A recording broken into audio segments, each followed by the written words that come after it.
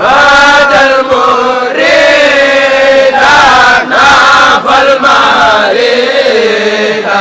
نعم الفريد يمي زاري وجدت سوري للمجزين من خير ما على الآلاء وجدت سوري للمجزين من خير ما على الآلاء من كل كريم أكرمه منامه قال له تكرموا فالله من كل كريم أكرمه منامه قال له تكرموا أزم له كل دان إيماني ولازم إنسان للرحمن وجوب سكر بلا كفران كفى إسابه مع النيران وجوب سكر بلا كفران كفى إسابه مع النيران وجوب سكر بلا كفران كفى إسابه مع النيران وجوب سكر بلا كفران كفى إسابه مع النيران xam-xam mooy defar xelu doomu aadama jëf mooy defar jëf ju rafet mooy defar ab xolom doomu aadama nag am xelam bu baaxee xol bi baax am na tax ak àddina ak tax ak àllaaxira ca ñaar yooyu rek moo taxoon Serigne Touba Xaadimu Rasuul jóg ak képp koo xam ne ñooy niti kilifa yi nga xam ne ñu ngi ci Sénégal tujaahidu bil ulumi wa bit tuqaa kon ñoo ngi ñaan suñu borom àggal yéeneem jooja ginnaaw loolu ci turu soxna maam Anta Mbàkke mi nga xam ni moo jiitee complexe Tazawudu Sixaar kër Badiane May ak inspecteurs yi nga xam ni ñu ngi ci daara ji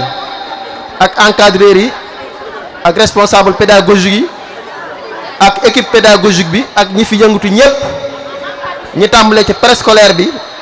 élémentaire ba ci collège bi ba ci lycée ak ci daara ji cycle yëpp tey ñoo am ak cant goo xam ne ñu ngi koy jottali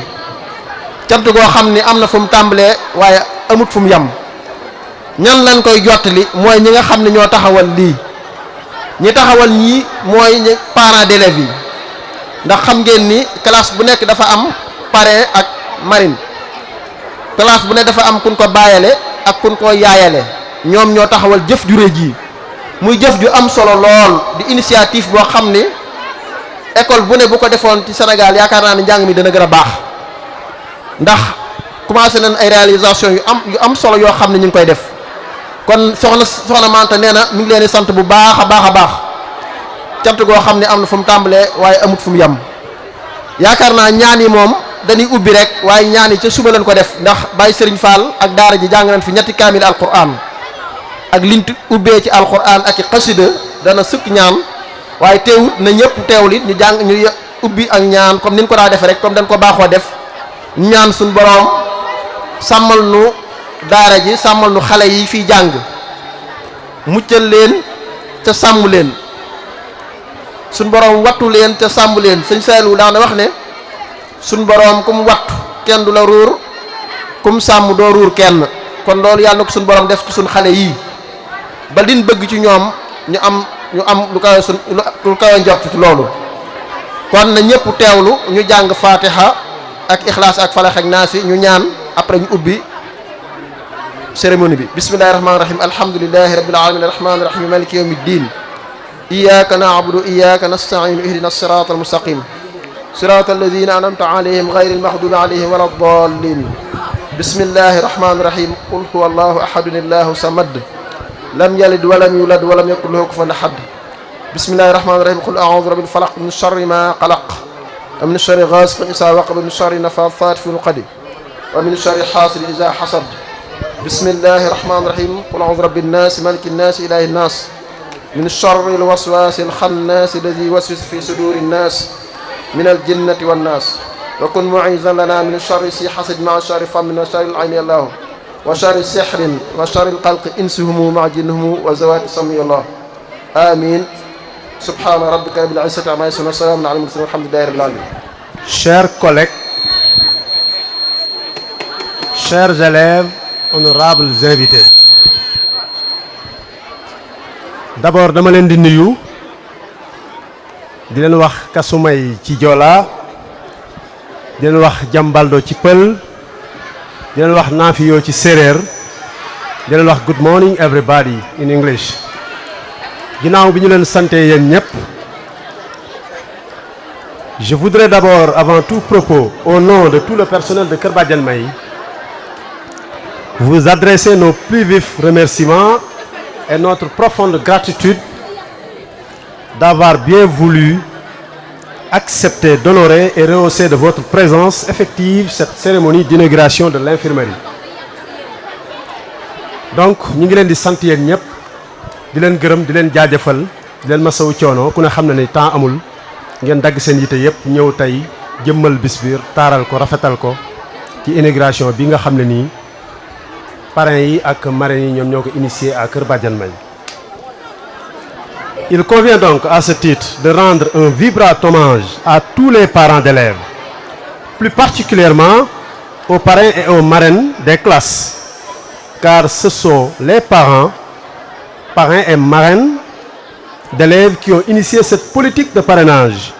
pour impliquer tout le monde sur la gestion de l'école. Vous savez que depuis l'ouverture des classes, ces parrains et marraines ne cessent de visiter les champs, les classes, d'apporter leur soutien et d'assister les élèves. Donc ce sont eux qui se sont enquis du vécu quotidien des élèves dans le milieu scolaire. Et c'est après qu'ils ont jugé nécessaire d'implanter une infirmerie pour les besoins primordiaux dans la prise en charge infirmière. Donc ñu ngi sant bu baax a baax au nom de madame la directrice parce que nee na jotaay bi yëpp parents yi ñoom ñoo ko waral parents yi ñoom ñoo waral bis bi tey ñoom ñoo ci seen initiative bu bopp comme ni ñu ko waxee tout à l'heure am na aussi ay marraines ñoom ñooy initier ba taxawal li nga xam ne ni moom mooy infirmerie bi ci loolu nag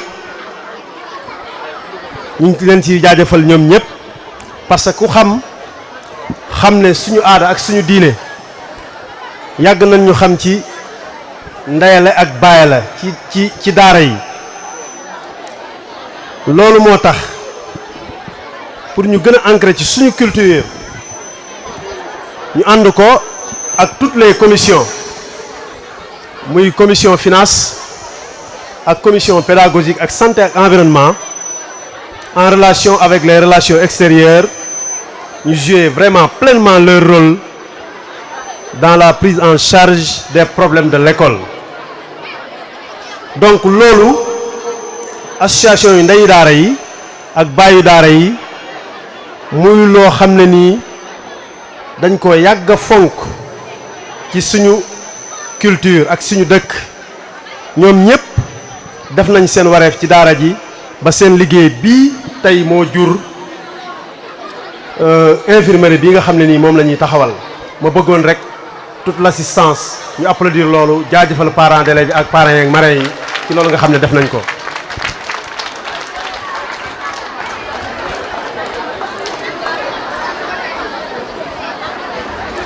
ginnaaw ba loolu taxawee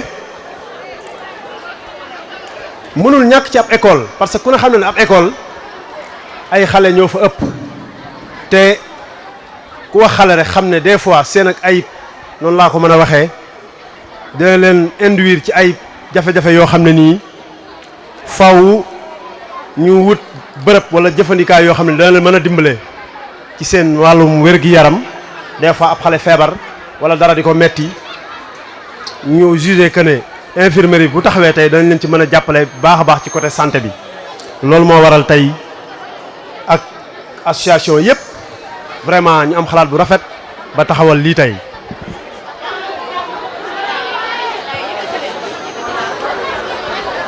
ci loolu nag dañ ciy sant madame l'infirmière su ma nee madame l'infirmière muy madame Sow que nous encourageons et nous exerçons à maintenir ce rôle si précieux afin de créer un climat scolaire serein permettant aux élèves de s'épanouir et de travailler dans de très bonnes conditions.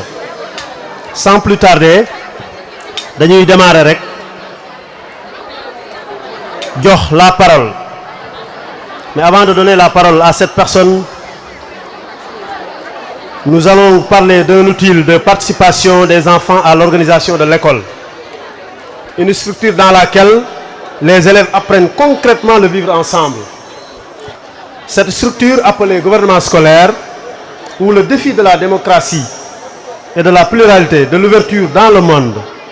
ce gouvernement est mis en place au sein de Kër Badiane May et est dirigé par un homme engagé, un homme déterminé, un homme prêt à relever le défi. Je veux nommer le président Bassirou Bousso. Monsieur Bousso, vous avez la parole. Chers parents, Madame la directrice, honorables membres du gouvernement scolaire, chers camarades, aujourd'hui est un jour extraordinaire, un moment qui restera gravé dans les annales de notre école, Kër Badiane May. C'est avec une immense gratitude et une profonde fierté que je prends la parole en tant que président du gouvernement scolaire pour célébrer l'inauguration officielle de notre infirmerie. Cette réalisation n'est pas seulement un bâtiment, c'est un symbole d'unité, de solidarité et surtout l'engagement collectif pour offrir un environnement sûr et sain à tous les élèves de notre communauté. Permettez-moi tout d'abord d'adresser mes remerciements les plus chaleureux à nos marines et parrains. Votre engagement exceptionnel, vos efforts constants et vos contributions généreuses ont été le pilier de cette réalisation. Un merci tout particulier à M. Bamba Ndiaye, ce pilier de notre école, cet homme dont l'engagement et la bienveillance sont un modèle pour nous tous. Nous vous devons beaucoup et nous espérons que vous continuerez à jouer un rôle clé dans le développement de notre grande école. À Madame la directrice, votre vision et votre dévouement envers cette école méritent toute notre admiration. Vous êtes la flamme qui éclaire notre chemin et la force qui nous pousse à nous surpasser. À mes chers ministres et membres du gouvernement scolaire, ainsi qu'à tous les élèves, je vous dis merci. Vous avez prouvé que lorsque nous unissons nos forces, rien n'est impossible. Votre dévouement et votre détermination ont fait de ce rêve une réalité. Je me tourne maintenant vers nos parents et tuteurs ici présents. Votre rôle est essentiel et nous invitons à vous impliquer davantage dans la vie de cette grande communauté qui est Kër Badiane May. Ensemble, nous pouvons bâtir une école où chaque enfant trouve l'encadrement, la sécurité et les opportunités qu'il mérite. Cette infirmerie est plus qu'un simple projet. C'est un témoignage de ce que nous pouvons accomplir lorsque nous travaillons ensemble. Elle incarne notre vision d'une école qui prend soin de ses élèves, qui investit dans le bien-être et qui s'efforce de leur offrir les meilleures conditions pour réussir. Chers camarades, chers amis, aujourd'hui, nous inaugurons une infirmerie, mais demain, nous construisons des rêves encore plus grands. Ensemble, continuons à écrire l'histoire de Kër Badiane May. Merci à tous ceux qui ont contribué de près ou de loin à cette réalisation. Merci pour votre engagement, votre soutien et surtout votre foi en cette école, qui n'a jamais cessé de croire en ses élèves. Que cette journée soit le début d'une nouvelle ère pour notre communauté scolaire, une ère de collaboration, de réussite et d'éclat. Je vous remercie. Merci. Tout d'abord, avant de donner la parole, je voudrais vous parler un peu d'une dame, une grande dame, celle que j'appelle la serviteuse de Cheikh Ahmadou Bamba, celle que j'appelle la lionne de l'éducation, une dame qui a fait l'éducation et l'instruction des enfants de Touba Mbacké son domaine de prédilection. Je peux même dire les enfants du Sénégal, dans le seul but de servir son guide, sa référence, son espoir, Cheikh Ahmadou Bamba Mbacké, le sauveur de toute l'humanité. Je veux nommer la dame de fer Mame Anta Mbacké.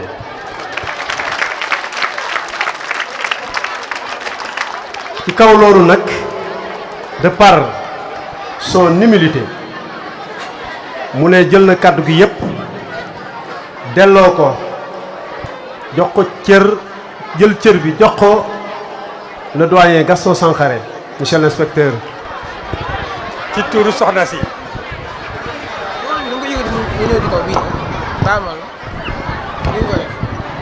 ni lay def waaw kon nam nga ko. boo ko wàccee li nga wax kenn ko dégg. kon di wax ay kaddu yu néew la ci tuuru soxna si. ay kaddu cant rek la. soxna si nee na gannaaw bi mu sant yàlla julli ci yonent ba sallallahu alayhi wa sallam mi ngi sant ñëpp bàyyul kenn mi ngi sant surtout la hiérarchie sanitaire ñi nga xam ne ils sont venus vraiment en masse malgré leurs occupations ñëw tey fekk ci bés bi mi ngi sant surtout les parents d'élèves ci ñoom ñëpp la sant wante mi ngi borom cant les parrains et les marraines ndaxte lii ñoom ñoo ko xalaat wax ci togg ko ba mu ñor tey mu indi ab infirmerie kon nag moom cantam kenn xamul fu mu yem ndaxte parents yi def lii ñoom xam nañu réellement et ils ont réellement intégré la politique de l'État en matière d'éducation puisque ñëpp xam nañ ne biir école il doit y avoir un paquet de services et parmi ce paquet de services il y a la prise en charge du volet sanitaire des enfants kon nag parents yi bu ñu xalaatee bi indi lii kon mi ngi mel ni ñoom xam nañu la politique de l'État qui consiste à penser que l'école c'est l'école du milieu maanaam école du jàngalekat rek du directeur rek mais askan bi yëpp a ko bokk te askan bi yëpp a ko war a dugal loxo ñu ànd ko gérer kon nag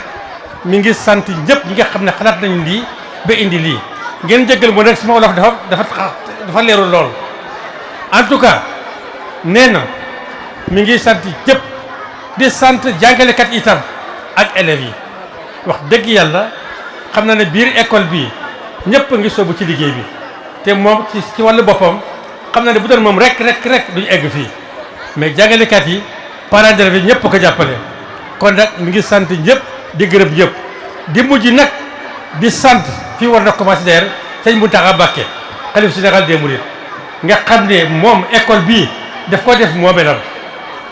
mi ngi ciy ñaan mi ngi ciy jëf mi ngi ciy bàyyi xel moo inauguré fii kon nag fépp mu toll mi ngi koy sant ñu ngi sant ñëpp di gërëm ñëpp wasalaam. sant ndax ni mu def suñu njaboot waaye di ko ñaanal ndax xam naa ne du sama bos rek la bari naa fi ay morom di ñaan sëñ Touba gën ko teg loxo te li mu yéene sëriñ Touba dimbali ko ba mu mottali ko mu fekkee suñu njëriñu njaboot yëpp di nuyu vraiment tout le staff de l'école Kër Badiane May di ko commencer vraiment ci inspecteur Gaston di ko ziar ak ñëpp ku lim juum wala nga desal moo tax may teg nuyoo bi ci loxoom pour mu nuyul ma vraiment tout le staff de l'école Badiane May di nuyu aussi l'APE l'association des parents d'élèves bu ma ko waxee nag docteur Bamba Ndiaye rek bu ma ko joxee doy na sëkk ndax xam naa ne moo taxawaayam taxaw sama bos taxaw parents d'élèves yëpp vraiment di ko remercier di ko jaajëfalaat ci coono ya mu tàmbali bu yàgg ba léegi te mësta tay yenn saa yi sax ma ne ko grand tey ngaa xaw a gedd lu waaye docteur Ndiaye du Bamba Ndiaye du gedd vraiment di ko remercier te di ko wax li mu sonn ci APE bi yàlla na ko yàlla fay si njabootam moom tamit ndax da koo defal bosam defal ko suñu bos di ko remercier waat bu baax di remercier vraiment ñëpp ñi fi nekk à leur titre rang grade et fonction di nuyu suñu doom yi élèves yi di leen jaajëfal di rafetlu tey vraiment li nga xam ne moo ñu fi boole tey muy inauguration infirmerie bi je pense que inspecteur Gaston wax na ko sànq donc wér-gu-yaram moom ñëpp xam nañ ne c'est un bien-être physique mental et social xale yi dañu war a fexe suñu doom yi ñu wér physiquement mooy bañ a tëdd waaye it ci wàllu njàng mi pour xale bi xel mi nekk ci li muy jàng il faut que ñu intégrer l'aspect social et psychologique environnemental tey jii infirmerie bi je pense que tijji nañ ko tawfeex la yàlla nañ ko dalal ak jàmm ressources humaines yi association des parents d'élèves taxaw nañ ci ba indi ku ko mate ku ko war a taxaw te incha allah district daañu ko ànd ak moom jàppale ko renforcer ko dans les compétences équipement yi am na lu fi nekk ñu nit daañu appuyer ci équipement yi am na lu ñu indiwaale tey maa ngi woon ak sama mbokk docteurs yi docteur Babacar Angé Mbaye ngi ne di ma xool ñu ñëw nag di jàpp ci infirmerie di def ay activités non lucrative nag amul fayee ko xaalis ngeen jàpp ci nag vraiment te xam ne suñu ay doom lañ bañ koy doog a commencé ak Tamba Anta mu ngi mel ni tey si man la première fois ñu dajale xale yëpp seen deux doon leen defal évaluation physique te li ñuy santaate yàlla mooy bañ ko defee gis nañ si ñu amoon ay feebar yoo xam ne buñ ko gisul woon ca jamono jooju ba faj leen kon tey du demee nii kon mu xam ne lu noble la loo xam ne lu ñu war a pérenniser la gën ko améliorer saa su ne donc di jaajëfal ñëpp pour ne pas monopoliser di santaat daal te xam ne ñun la waroon ak IF inspecteur Cissé xaw ma ndax il est là ou pas waaye ñun ñoo waroon ñëw def lii tey donc bu ko parents d'élèves yi defee ñun lañ ko defal donc vous rassurez qu'on sera présent le médecin chef du centre de santé de Ndam nga xam ne moo leen gën a jege mooy docteur Baram Thiam il était là pendant la vaccination normalement il est là xam naa mu ngi ci biir nit yi moom tamit vraiment dinaa ko wax mu gën a jege l'infirmerie et que toutes les activités que le district aura à mettre en œuvre mu boole leen ci intégrer leen di ñaan daal vraiment que bés bu ñu fiy ñëwaat mu nekk infirmerie boo xam ne ni ñuy cité Badiane May ci en termes d'excellence éducative en termes de prise en charge